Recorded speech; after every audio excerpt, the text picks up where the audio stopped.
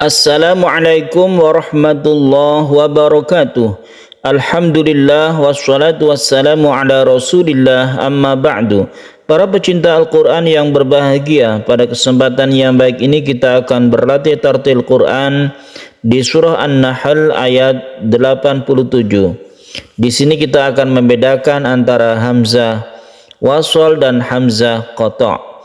Mari kita simak bersama-sama. A'udzu billahi minasy syaithanir rajim. Bismillahirrahmanirrahim. Wa alqaw ilallahi yawma idhinis salama wa dhalla anhum ma kanu yaftarun. Para pecinta Al-Quran yang berbahagia, di dalam ayat ini kita akan bisa membedakan antara hamzah wasal dan hamzah qata'. Wasal artinya terus. Di sini dicontohkan pada alif lam atau al, bacaan al ini disebut hamzah wasal yang ditandai dengan huruf shad kecil di atas huruf alif ini. Ada di lafaz Allah juga ini disebut hamzah wasal karena apabila kita wasal maka hamzah tersebut tidak dibaca. Harokat hamzah tersebut tidak dibaca kalau kita wasal. Sedangkan satunya hamzah qata' yang apabila ada alif tidak ada tanda shadnya dan dia ditandai dengan hamzah kecil seperti ini, maka disebut dengan hamzah qata'. Ada yang menyebut hamzah asli atau hamzah qat'i. Hamzah qata' ini dia tidak terpengaruh antara waqaf dan wasal, dia tetap dibaca. Jadi di sini ada alif yang pertama, alif itu yang ada hamzahnya kita sebut dengan hamzah qata', ditandai dengan hamzah baik di atas maupun di bawah. Yang kedua, alif itu ada tanda lingkarannya, ini kita sebut sifir mustadir, yang alif ini tidak berfungsi apa-apa, dia hanya berfungsi sebagai tulisan yang menunjukkan, kadang dia menunjukkan suatu jamak dan lain sebagainya. Yang ketiga, yang ditandai dengan huruf shad kecil ini yang kita sebut dengan hamzah wasal. Maka itulah perbedaannya. Ketika di sini kita menemukan hamzah wasal, maka a-nya tidak dibaca. Wal qaw misalnya seperti itu, dan ternyata ini bukan hamzah wasal, jadi alnya tetap dibaca. Wa al meskipun ada waw di depannya. Lain kalau kita membaca alhamdu itu adalah alnya itu hamzah wasal, maka kalau dibaca waw di depannya bukan wa alhamdu tapi walhamdu, a-nya tidak dibaca. Itulah perbedaan antara hamzah wasal dan hamzah qata' ya. Nah, kemudian hamzah wasal tersebut terkadang kita tidak langsung mentasydidkan ke huruf berikutnya. Seperti ini adalah kita langsung tasydidkan seperti ilallahi. Akan tetapi apabila sebelum hamzah wasal itu berupa tanwin atau kasroten, kalau di sini kasroten ya, tanwin fathah, domaten atau tanwin kasroh, apapun itu tanwin, bila bertemu dengan hamzah wasal maka kita beri bacaannya itu nun yang kecil seperti ini. Kalau ini kan ila, ini tidak ada tanwinnya ya, jadi langsung ilallahi, langsung tasydidkan. Tapi kalau ini tidak bisa langsung kita tasydidkan, tapi kita beri nun yang kecil yang kita sebut dengan nun shogir. Shogir artinya kecil. Yauma idzinis salam.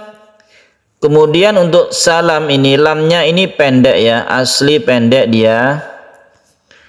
Jadi tidak dipanjangkan ketika kita mensukun atau mewakofkan. Meskipun tidak mewakofkan juga tidak panjang.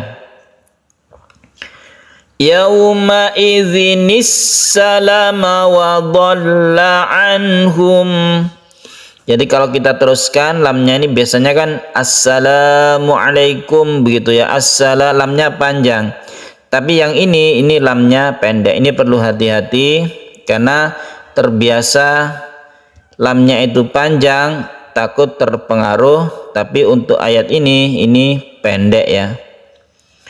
Kemudian lafaz Allah di sini kita sebut dengan lam jalalah yang dibaca tafkhim atau tebal, atau kita sebut juga dengan mufakhamah.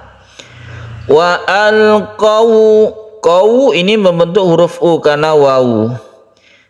Tidak condong ke o tapi ke u. Wa alqau ilallahi yauma idzinis salam.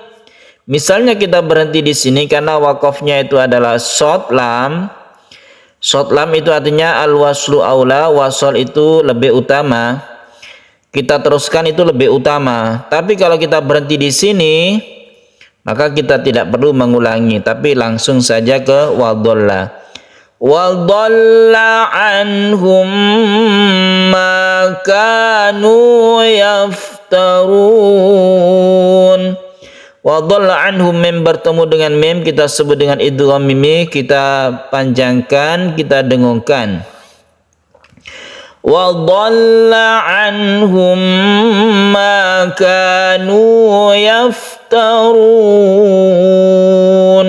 Huruf dad dan huruf ain ini harus jelas pengucapannya, harus ketara, harus terdengar suara dari dha kemudian a, jangan ragu-ragu. Wadalla anhum ma kanu yaftarun. Yaftarun roknya sedikit tebalkan ini tafkhim juga karena roknya itu berdhamma. Kemudian kita berhenti di sini mad adid lisukun. Pengertian mad adid lisukun itu apabila ada mad tabi'i. Ini mad tabi'i ya. Sukun wawu sebelumnya ada dhammah. Ini mad tabi'i. Dia berhadapan dengan huruf yang disukun. Itu namanya mad arid lisukun. Arid artinya menghadapi. Lisukun artinya menghadapi huruf yang disukun. Wa alqau ilallahi yawma idzinis salama wa dhalla anhum ma kanu yaftarun. Jadi itu perbedaan antara hamzah qata' dan hamzah wasol. Qata' itu artinya terputus. Maksudnya terputus itu kita tidak bisa menyambungkan langsung, terus kita bacanya itu tetap dibaca a-nya tersebut ya. Jadi tidak semua al itu merupakan hamzah wasol. Ada al yang merupakan hamzah qata' seperti wa alqa ini yang terdapat dalam fi'il. Kalau al yang hamzah wasol itu pasti terdapat dalam isim atau kata benda. Kalau dalam bahasa Indonesianya fi'il itu kata kerja. Demikian penjelasan dari hamzah qata' dan wasol. Semoga bermanfaat. Kita ulangi dari depan. Kita baca sekali lagi dengan nada pelan. Wa alqau ilallahi yawma idzinis salama wa dhalla anhum ma kanu yaftarun. Sadaqallahul azim. Para pecinta Al-Quran yang berbahagia, demikian latihan tartil Quran kita di surah An-Nahl ayat 87. Semoga bermanfaat bagi kita semua. Wassalamualaikum warahmatullahi wabarakatuh.